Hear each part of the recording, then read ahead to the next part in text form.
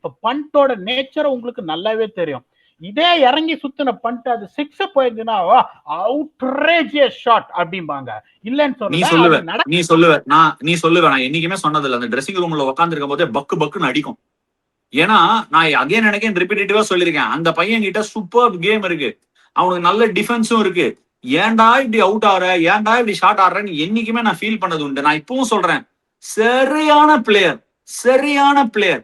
என்னைக்கு அவனே மாறி, என்னைக்கு அவனே இந்த ரெஸ்பான்சிபிலிட்டி எடுத்துக்க போறானோ அன்னைக்குதான் இந்த மாற்றம் உருவாக்கும். ஏன்னா அவங்க கிட்ட இருக்கிற எக்ஸ் ஃபேக்டர் நான் டினை பண்ணல.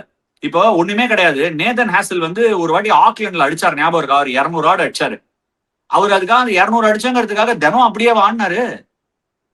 ஒரு சில நாள் வரும், நீ கேபால் ஆடுற மாதிரி ஆடுறதுக்கு ஒரு சில நாள் வரும். ஒரு சில நாள் நீ சின்னசுவாமி ஸ்டேடியம்ல அடிச்ச மாதிரி 100 வரும். எல்லா நாளும் அதே மாதிரி அடிக்க முடியாதியா. இத வந்து நான் சொல்லியிருக்கேன், அங்க உள்ள ட்ரெஸ்ஸிங் ரூம்லயும் இருந்திருக்கேன், இன்னைக்கு வெளியிலயும் இருக்கேன். அவனுக்கா தெரியுற வரைக்கும் யாருமே அதை மாத்த முடியாது. He himself has to put it upon himself. ஏன்னா நீ கேப்டனா இருக்கேன்னா உன்னை பார்த்து ஒரு 10 பேரை விளையாடணும்.